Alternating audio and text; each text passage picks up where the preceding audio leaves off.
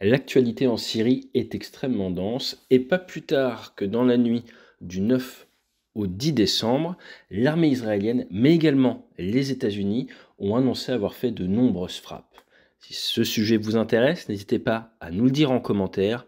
L'objectif de cette vidéo est de revenir sur les images de Hadith qui ont été observées fin novembre et début décembre, avant la chute de Bachar. Bonjour à tous et bienvenue dans cette vidéo. Aujourd'hui, nous allons réagir à ces images qui ont été publiées sur Internet en cette fin novembre 2024. Il s'agit de la Syrie et il s'agit surtout de Hadith, le fameux phacochère, comme il est surnommé, qui vole depuis plus d'une cinquantaine d'années et qui là est dans son domaine d'excellence, la basse altitude, apparemment pour faire de l'appui-feu.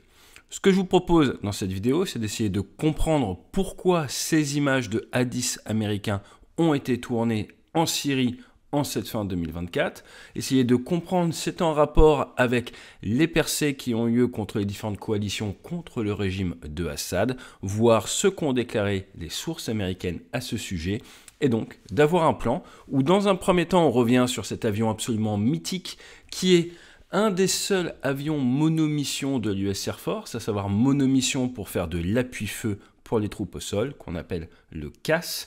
Et après, regardez un petit peu ces images dans le détail, qu'est-ce qu'elles peuvent nous permettre d'en conclure. Et clairement, ces images-là, ce n'est pas une passe d'attaque, mais j'en dis pas plus. On rentre dans le détail après le jingle. Mais juste avant que l'on remonte un petit peu sur ce qui se passe actuellement dans cette région du monde, je vous propose de prendre un petit peu de hauteur et de vous préparer au mieux pour votre repas de fin d'année.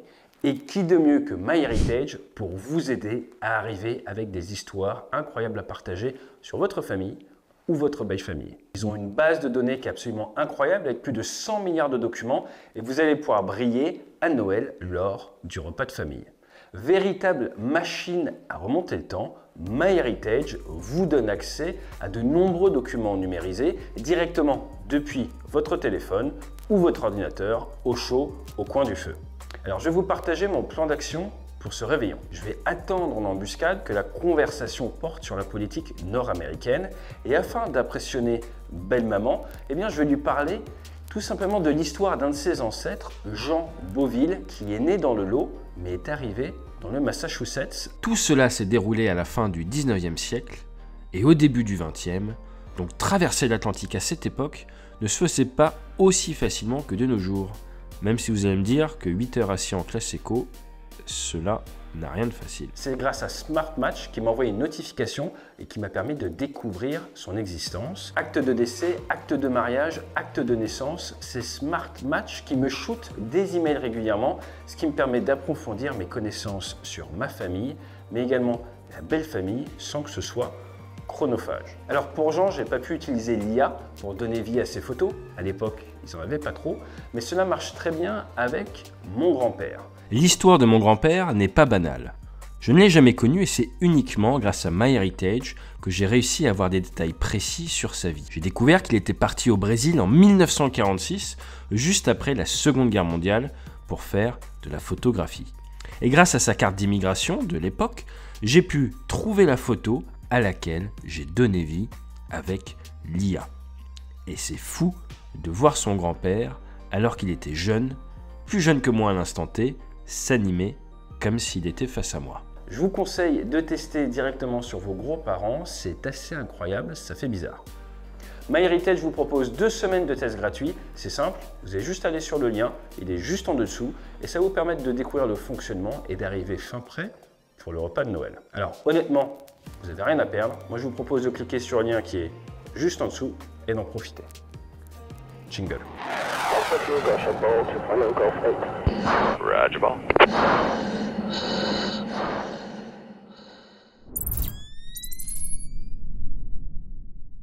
Si vous appréciez l'aviation, vous connaissez forcément le A. A, c'est pour assaut, pour l'attaque. A-10 Thunderbolt 2. Alors, pourquoi le 2? Comme on a le Lightning 2, qui est le F-35, le 2, c'est parce qu'il y a déjà eu un Thunderbolt 1, qui était le P-47. Et plutôt que remplacer le P-47, même si l'idée est là, l'idée du A-10, c'était de remplacer le A-1 Skyraider qui a fait des carnages au Vietnam, notamment avec l'utilisation du napalm et qui utilisé notamment pour le combat Search and Rescue ou pour l'appui-feu. Alors, le fabricant du A10, c'est Fairchild Republic, du nom de Sherman Fairchild, à qui l'on doit le premier cockpit fermé des États-Unis, mais également le premier train hydraulique. Fairchild Republic a existé de 1925 à 2003. En 2003, ils ont fait faillite. Ils ont été rachetés par M7 Aerospace. Et accrochez-vous bien, en 2010, M7, ils se sont fait racheter par la branche américaine de Elbit Systems, Elbit étant israélien. Voilà. Toujours est-il, notre Warthog, ou le Hog comme il est surnommé, le phacochère, c'est un avion assez particulier. Comme vous le savez, il a été fabriqué, pensé autour d'un canon. Le GAU-8 Avenger. Rien à voir avec les Marvel, mais là c'est du 30 mm et vous avez quand même 1174 obus de 30 mm. Prenez un Rafale, on a 125 obus. C'est pas tout à fait pareil. Mirage 2000, ceux qui ont des canons, on va avoir 2 fois 125 obus, par exemple en super étendard, pareil. La cadence de tir, après réflexion, ils sont arrêtés à 3900 coups par minute, ce qui vous donne 17 secondes de feu continu, ce qui est 5 à 6 fois supérieur à ce qu'on a sur les autres avions de combat. C'est absolument énorme. Surtout que vous allez mixer les obus pour avoir des obus perforants, mais également des obus incendiaires. Et puisqu'on en est à parler des obus de l'A10, vous avez forcément entendu parler des obus à l'uranium appauvri. Alors déjà, ces obus, ça fait dans les 400-430 grammes. Ça fait environ 20 cm. Pour ça, l'uranium appauvri, vous allez avoir la douille qui va être en aluminium pour gagner en poids. Par contre, on va utiliser l'uranium appauvri au niveau de l'avant pour la pénétration.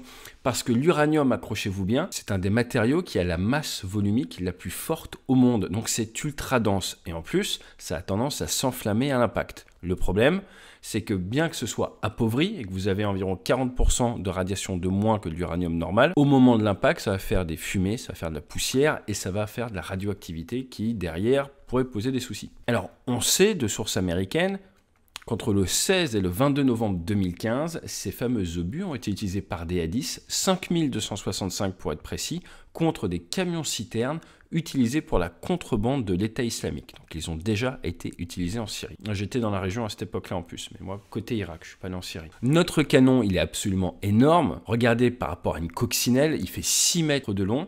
Le canon en lui-même fait 2,85 m et on est sur une masse à vide de 281 kg. Maintenant, autre spécificité du A10, il a été réfléchi pour découper les chars et il a surtout été réfléchi pour pouvoir encaisser des coups, et ce jusqu'au 23 mm. Le pilote est dans une sorte de baignoire en titane. Vous avez 540 kg de titane dans l'avion. Généralement, on ne s'amuse pas à alourdir les avions ou à les blinder par plaisir.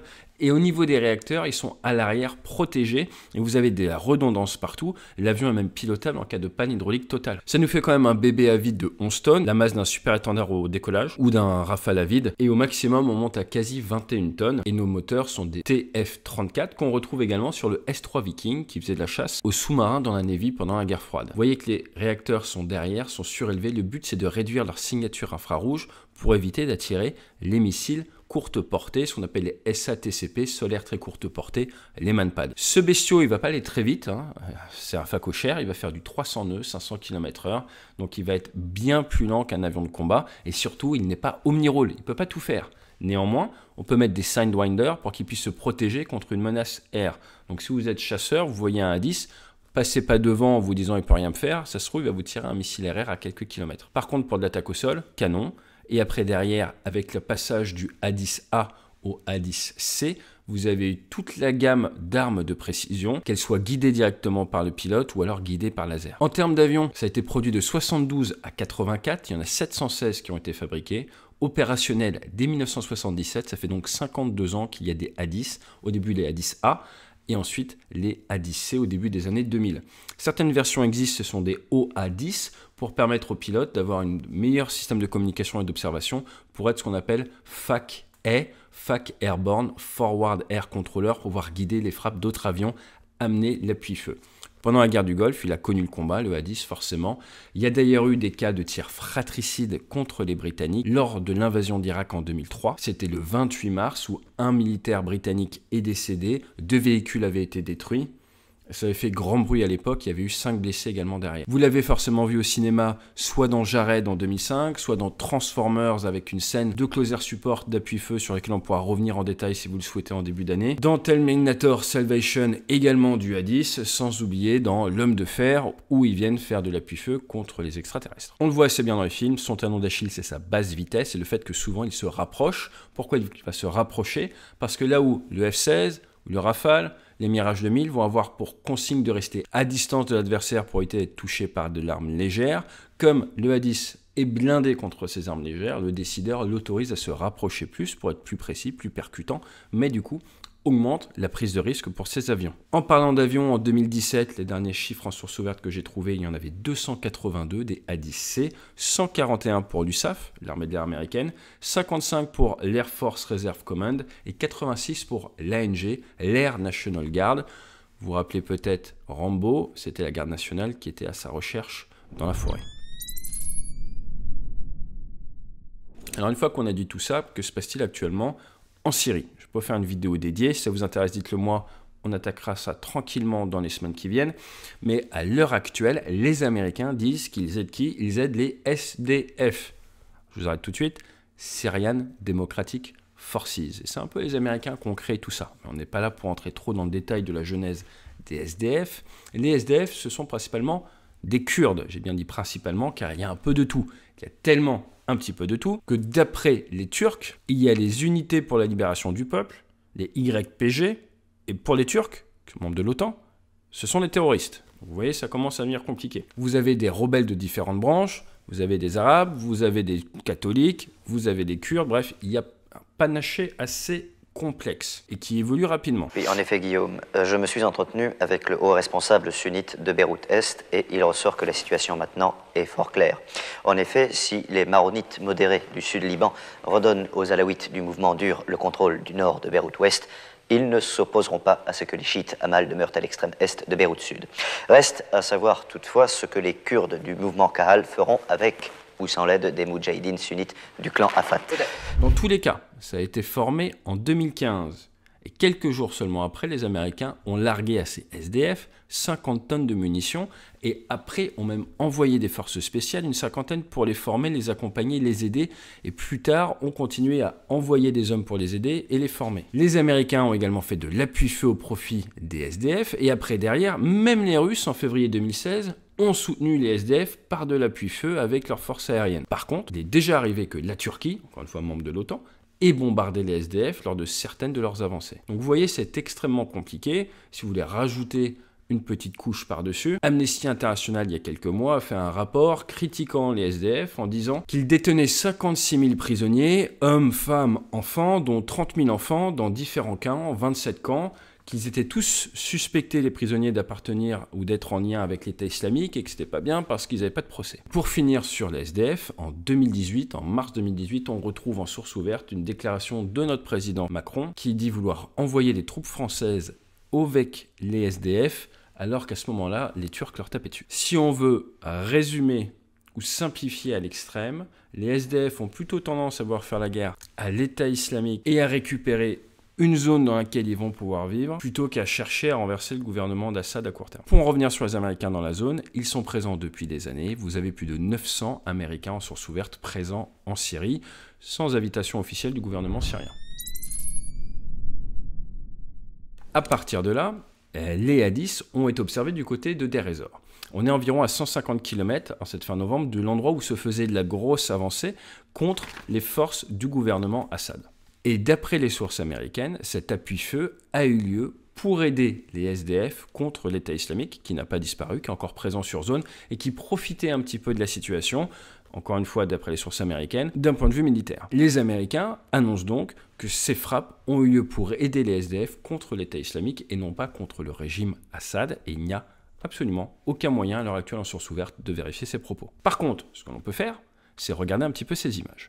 Comme vous pouvez le voir, le Hadis est à basse altitude, il fait des virages à gauche à droite, et derrière il y a le lançage de leurre, ce qu'on appelle du leurre préventif, pour créer une source infrarouge qui va gêner une source d'acquisition infrarouge, comme par exemple un système très courte portée qui en plus est gêné par la durée de vie de sa pile. Donc vous voulez faire ça pour dégoûter, pour empêcher un opérateur de système solaire d'ouvrir le feu sur vous, car il n'est pas sûr de réussir à accrocher vos réacteurs comme vous envoyez par séduction des leurres thermiques infrarouges qui attirent son autodirecteur. Maintenant, pourquoi faire du survol basse altitude ?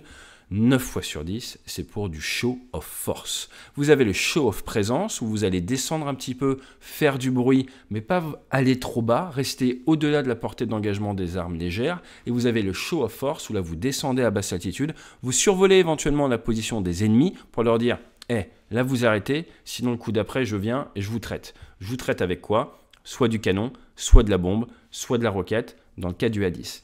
Maintenant, descendre comme ça, c'est prendre des risques. Il faut donc l'autorisation du politique de le faire. Et c'est en permanence cette balance, on aime bien parler de maîtrise des risques aéronautiques, entre l'effet militaire que va nous permettre d'atteindre cette descente et ce survol basse altitude versus la prise de risque encourue pour notre vecteur. Comme vous pouvez le voir, on ne voit qu'un seul A10. Le deuxième est probablement sur la wheel, comme on dit, en hauteur, en train d'observer. Et il faut savoir que les A10, c'est des petits coquins. Pourquoi est-ce que c'est des petits coquins ? Parce qu'on les a déjà vus au combat faire des tactiques où un descend et fait la chèvre. Il descend, il est là, il se montre et il amène les adversaires, du coup, s'ils sont un peu trop agressifs, à ouvrir le feu sur lui. Et le collègue qui est au-dessus, avec ses pods, avec ses yeux, il va regarder ce qui se passe, il va voir d'où part le coup, et là tout de suite, c'est règle d'engagement, self-defense, autodéfense ou autodéfense élargie. Pouf, il arrive, il pique, il punit. Pourquoi je vous dis il pique ? Parce que quand vous êtes en passage, comme on le voit, à plat, vous ne pouvez pas viser et tirer. Pour pouvoir tirer canon, le A10 se doit de piquer. Entre, pour faire simple, 10 et 30 degrés. C'est généralement ce qu'on va retrouver. Plus vous piquez fort, plus l'avion risque d'accélérer, plus c'est compliqué, mais plus votre passe est précise et moins longtemps vous vous exposez au tir ennemi. Plus votre passe est plate, plus elle est facile à faire, plus votre strafing est dans la durée, mais plus c'est facile à contrôler. À côté de ça, si vous voulez tirer de la bombe ou de la roquette guidée laser, généralement, ça peut être une passe piquée, désignation, ressource, la bombe part, ou la roquette part et après vous ressourcez, ou alors vous êtes à plat, au-dessus de 3000 mètres, vous tirez votre bombe et avec vos systèmes embarqués, vous guidez cette bombe ou les troupes au sol guident les bombes, mais là il faut qu'il y ait des forces spéciales et de la communication, donc de la radio. Autre possibilité, c'est un drone qui guide votre bombe, mais il faut être en contact radio avec ce drone pour s'assurer que la longueur d'onde du laser est la bonne entre ce que vous avez mis sur votre bombe et ce qui est envoyé vers la cible, car il y a de multiples fréquences différentes et il faut que ça soit coordonné. La communication, c'est la base de l'appui-feu. Donc en définitive, ces images nous permettent de savoir que les Américains sont toujours présents en Syrie, sont toujours actifs, font des passages à minimum bas dans la région de Deir ez-Zor. D'après les sources ouvertes, il semblerait qu'ils aient fait des passes canons. C'est possible de faire passes canons et après de continuer à basse altitude et de faire des jinks. Pourquoi pas ? Ça peut servir également à s'éloigner d'une zone plutôt que de remonter tout de suite et de montrer son arrière à d'éventuels adversaires. Donc il peut être possible de faire piquer, passe d'attaque, je continue et je fais ce qu'on appelle un egress, je m'enfuis à basse altitude avant de remonter plus tard, même si généralement c'est je pique, je tire, je remonte, je retourne en altitude, je reviens, je repique et ainsi de suite, faisant un circuit, ce qui permet toutes les 2-3 minutes grand maximum d'appuyer les troupes au sol, c'est ce qu'il y a de plus efficace. En définitive, ce que tout cela nous montre, c'est qu'il se passe des choses un peu partout sur Terre, que maintenant, grâce à Internet, on arrive à en sortir des images, ce qui permet de réagir un petit peu et d'essayer de se créer une conscience de la situation, mais qu'encore une fois, porte fermée, il y a de nombreuses réunions qui nécessitent un degré de classification que l'on n'a pas. Et avec toutes les forces et tous les intérêts en présence en Syrie, bien malin, celui qui, grâce aux sources ouvertes, pourrait prédire ce qui va se passer dans les prochains mois. Pour rappel, la Syrie avait vu le raid Hamilton il y a quelques années fait par l'armée de l'air et de l'espace, où les Mirage 2000-5 avaient ouvert le chemin, où derrière l'armée de l'air et les Rafales avaient pu ouvrir le feu, le tout coordonné avec la marine. Ça avait permis à l'armée de l'air de montrer son niveau d'excellence en termes de projection de puissance. Si ça vous intéresse qu'on revienne dessus, n'hésitez pas à me le dire en commentaire. Sinon, je vous dis à très vite sur la chaîne, peut-être à bientôt, pourquoi pas en webinaire. Et d'ici là, fly safe. Je vous rappelle que MyHeritage vous propose, avec le lien juste en dessous, 2 semaines pour tester le concept et travailler sur votre arbre généalogique ou celui de votre belle famille et ça vous fera un super cadeau pour Noël. C'est gratuit, profitez-en et à très vite sur la chaîne. Fly safe. Have you ever killed anyone? Yeah, but they were all bad.